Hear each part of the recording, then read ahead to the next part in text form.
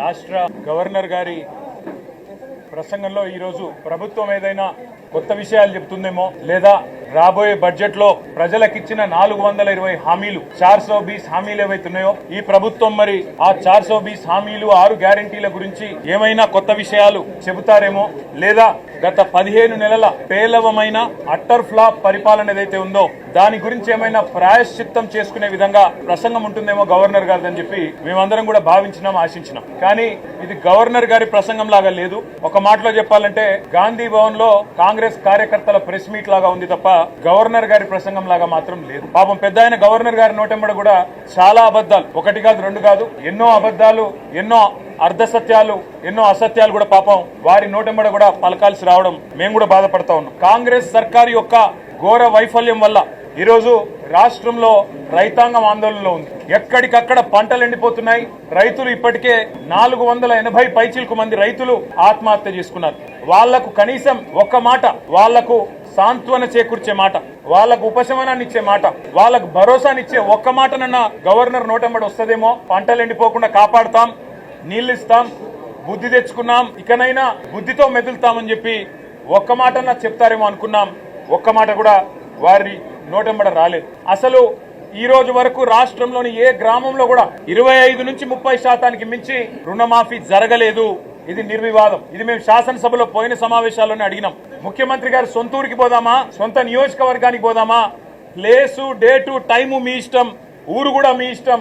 ఒక్క ఊళ్ళే 100% రుణమాఫీ అయితే మేమందరం రాజీనామా చేసి పోతామని చెప్పి కూడా చెప్పినాం. కానీ మళ్ళీ ఈ రోజు గవర్నర్ గారి నోటెంబడ రుణమాఫీ అయిపోయింది, లక్షలాది మంది రైతులు సంతోషంగా ఉన్నారు అని చెప్పి అబద్దాలు చెప్పించి గవర్నర్ గారి స్థాయిని కూడా దిగజార్చి కాంగ్రెస్ ప్రభుత్వం మళ్ళొక్కసారి తన భ్రష్టత్వాన్ని, తన నీచత్వాన్ని బయటపెట్టుకుంది. పెట్టుబడి సాయం అందని రైతులు రుణమాఫీ కాక, పెట్టుబడి సాయం జరగక, కేసీఆర్ గారి టైంలో ఉండే రైతు బంధును కూడా కనీసం అమలు చేసే పరిస్థితి లేక ఆగమాగమైపోతుంటే ఇవాళ రైతు బంధు మొత్తం అందింది. అది మాత్రమే కాకుండా రైతు కూలీలకు కూడా సాయం చేస్తున్నామని చెప్పి గవర్నర్ గారి నోటెంబడ ఇవాళ అబద్దాలు చెప్పించడం అంటే గవర్నర్ గారికి కూడా అవమానం. ఇది వారు కూడా గుర్తించాలని చెప్పి కూడా మేము కోరుతా ఉన్నాం. సాగునీటి సంక్షోభం రోజు రోజుకు తీవ్రమైతా ఉంది. కేవలం కేసీఆర్ గారి మీద గుడ్డి ద్వేషంతో, మా పార్టీ మీద గుడ్డి కోపంతో అక్కడ మేడిగడ్డను రిపేర్ చేయకుండా 15 నెలలు ఎండబెట్టడం వల్ల ఇవాళ మొత్తం గోదావరి పరివాహక ప్రాంతంలో ఎండిపోతున్న ప్రతి ఎకరా పంటకు బాధ్యత తీసుకోవాల్సింది రేవంత్ రెడ్డి అనే ఈ ముఖ్యమంత్రి. రేవంత్ రెడ్డి అనే చేతగాని ముఖ్యమంత్రి వల్ల ఈ రోజు రాష్ట్రంలో లక్షలాది ఎకరాల్లో పంటలు ఎండిపోతుంటే, ఆ పంట ఎండిపోయి అవస్థలు పడుతున్న రైతులు, తమ పొలాన్ని నిప్పు పెట్టుకుంటున్న రైతులు, తమ పొలంలో ఇలా గొర్రెలను మేకలను మేపుతున్న రైతులు వాళ్ళు ఎదురు చూసిండ్రు గవర్నర్ గారి ప్రసంగం నుంచి. ఒక్క మాటన్న వస్తదేమో, మేం పంటలను ఎండిపోకుండా కాపాడుతాం, మేమున్నాం, ఈ ప్రభుత్వం భరోసా ఇస్తున్నది, మీకు రిపేర్ చేస్తాం మేడిగడ్డను. ఇన్ని రోజులు కేసీఆర్ గారి మీద గుడ్డి కోపంతో తప్పు చేసినాం అని ప్రాయశ్చిత్తం చేసుకుంటారు అనుకున్నాం. ఆ సోయి కూడా ఈ ప్రభుత్వానికి లేదు. కనీసం ఒక్క మాట మాత్రంగా కూడా ఎండుతున్న పంటలు, సాగునీటి సంక్షోభం, 480 మంది రైతుల ఆత్మహత్యలు, వాటి గురించి ఒక్క మాట కూడా మాట్లాడకపోవడం అంటే రేవంత్ రెడ్డి ప్రభుత్వం యొక్క ప్రాధాన్యతలు ఎట్లా ఉన్నాయో దీన్ని బట్టే అర్థం చేసుకోవచ్చు. ఇవాళ భారతదేశంలో బహుశా ఏ రాష్ట్ర సెక్రటేరియట్ లో జరగని అత్యంత ఘోరమైన, నీచమైన పరిస్థితి మన రాష్ట్ర సెక్రటేరియట్ లో జరిగింది. 20% కమిషన్ ఇయ్యందే ఇక్కడ బిల్లులు వస్తలేవు అని చెప్పి కాంట్రాక్టర్లు ఆర్థిక శాఖ మంత్రి, ఉప ముఖ్యమంత్రి గారి ఛాంబర్ ముంగట ధర్నా చేసే పరిస్థితి రాష్ట్రంలో బహుశా ఎన్నడూ కూడా గతంలో లేదు. మరి భారతదేశంలో కూడా బహుశా ఎక్కడా లేదని నేను అనుకుంటా ఉన్నా. ఇవాళ 20% కమిషన్ తప్ప విజన్ లేని ప్రభుత్వం ఇది. ఈ విజన్ ఉంది, ఆ విజన్ ఉంది, ఏఐ, డేటా సైన్సెస్ అని పెద్ద పెద్ద మాటలు. విజన్ లేదు, మన్ను లేదు, కమిషన్ తప్ప.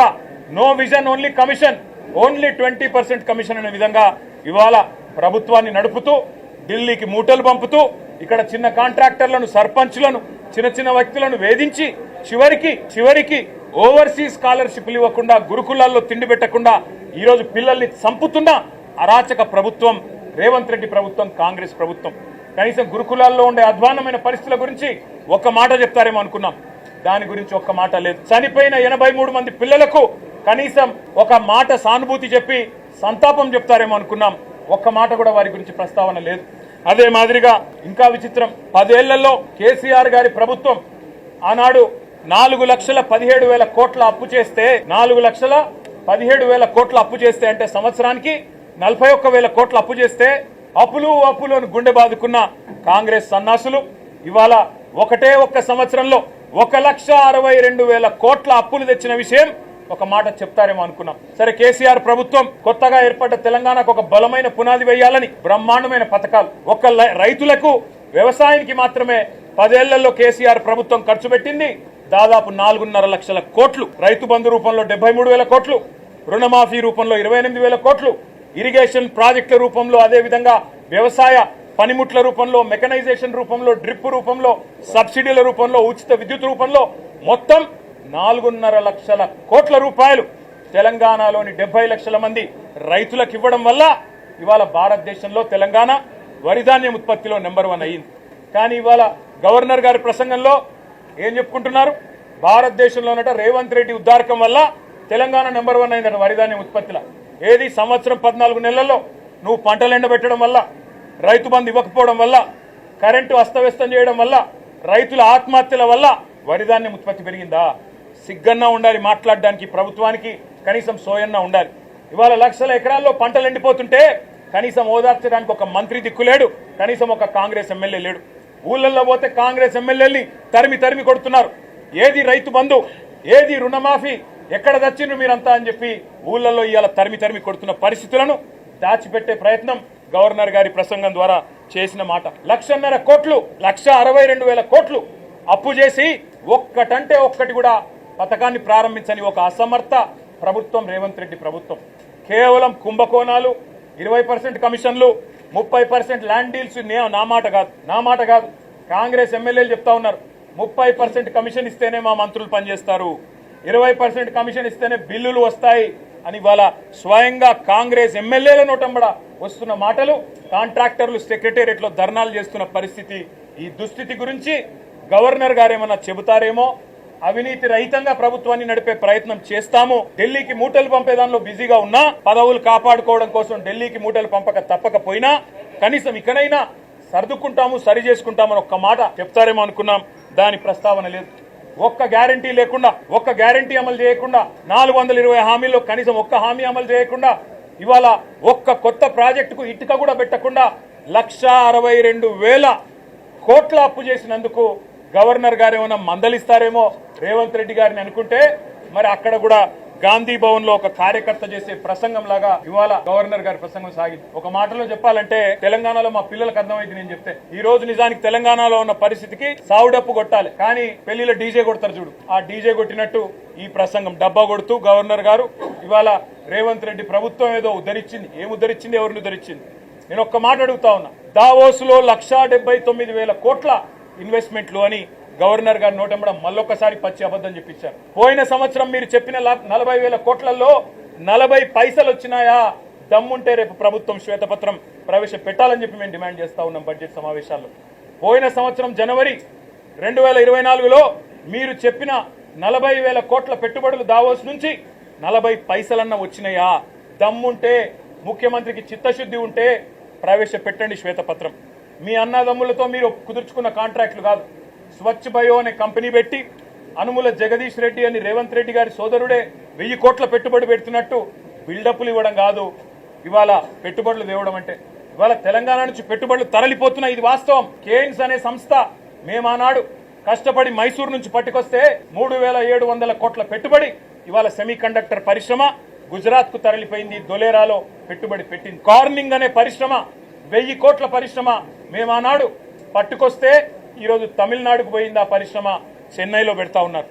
అదేవిధంగా ప్రీమియం ఎనర్జీ అనే కంపెనీ 1,700 కోట్ల పెట్టుబడి సోలార్ కంపెనీ ఇవాళ ఆంధ్రప్రదేశ్ కి తరలిపోయింది. వాస్తవాలు ఇట్లా ఉంటే 1,79,000 కోట్ల పెట్టుబడులు, 1,79,000 కాదు కదా, 1,79,000 కోట్లు కాదు కదా. ఈ ప్రభుత్వం ఎంత అసమర్థ ప్రభుత్వం అంటే కొత్తగా ఒకరు కూడా పెట్టుబడి పెట్టడానికి ముందుకొచ్చే పరిస్థితి లేదు. వీళ్ళ ఆర్ఆర్ ట్యాక్సులు, వీళ్ళ కమిషన్లు, వీళ్ళ దాడికి తట్టుకోలేక నిర్మాణ రంగం కుదేలైపోయింది. రియల్ ఎస్టేట్ మొత్తం అస్తవ్యస్తం అయిపోయింది.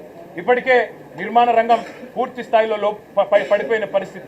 ఇంకోవైపు ప్రభుత్వమే స్వయంగా చెప్తా ఉంది ఇప్పటి వరకు తమ ఫిస్కల్ టార్గెట్లు రీచ్ కావడం లేదని బడ్జెట్లో కూడా చెప్తారని అనుకుంటా ఉన్నాం. కాబట్టి పరిస్థితి ఏమో ఇట్లా ఉంటే ప్రతి పదం గవర్నర్ గారితో ఈరోజు చెప్పించింది అబద్ధం. ప్రతి మాట ఈరోజు గవర్నర్ గారి నోటంబడ వచ్చింది అసత్యం. ప్రతి వాక్యం పచ్చి మోసం. మరి మోసం చేసింది ఇవాళ తెలంగాణ ప్రజల్ని మాత్రమే కాదు, గవర్నర్ గారిని కూడా ఈ రాష్ట్ర ప్రభుత్వం మోసం చేసింది, గవర్నర్ గారిని కూడా అవమానించింది. ఇంకొక మాటలో చెప్పాలి అంటే దశ దిశ ఏదీ లేని కేవలం ఒక డబ్బాలో గులకరాళ్ళే చూపితే ఎట్లా అయితే సౌండ్ వస్తుందో అట్లాంటి అది పరిస్థితి తప్ప ఇంకొక మాట కూడా లేదు. ఇంకా దారుణమైన మాట, బీసీలను కులగణన పేరుతో వంచి అవమానించి, ఈ మాట మేమనలేదు, ఒక కాంగ్రెస్ ఎమ్మెల్సీ గారంటే ఆయనను కూడా సస్పెండ్ చేసి పారేసినారు. మీరు ఎట్లా తగ్గిస్తారయ్యా?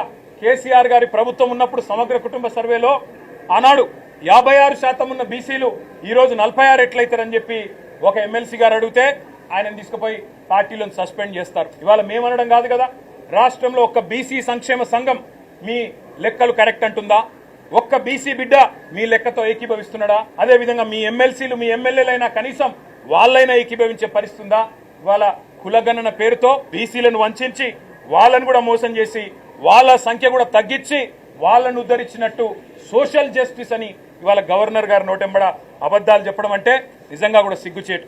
అదేవిధంగా కాంగ్రెస్ తల్లిని తీసుకొచ్చి రుద్ది, కాంగ్రెస్ తల్లిని సెక్రటేరియట్ లో పెట్టి, రాహుల్ గాంధీ తండ్రిని సెక్రటేరియట్ ముందు పెట్టి అదేదో గొప్ప పని చేసినట్టు, తెలంగాణకు వాళ్ళేదో ఉద్ధరించినట్టు సిగ్గు లేకుండా మాట్లాడుతున్న ఈ ప్రభుత్వానికి మేము చెప్పేది ఒకటే, కాంగ్రెస్ తల్లిని రాహుల్ గాంధీ తండ్రిని మంచిగా భద్రంగా ప్యాక్ చేసి గాంధీ భవన్ పంపిస్తాం 3 ఏళ్ల తర్వాత, తప్పకుండా ఎక్కడ పెట్టుకోవాలో అక్కడ పెట్టుకోండి అని చెప్పి కూడా తెలియజేస్తూ, గవర్నర్ గారి ప్రసంగం ఈరోజు పూర్తి స్థాయిలో ప్రజలను వంచడమే కాకుండా, ప్రజలను మోసం చేయడమే కాకుండా గవర్నర్ గారి ప్రతిష్టను కూడా తగ్గించిందనే మాట కూడా నేను మీకు తెలియజేస్తా ఉన్నా. Thank you.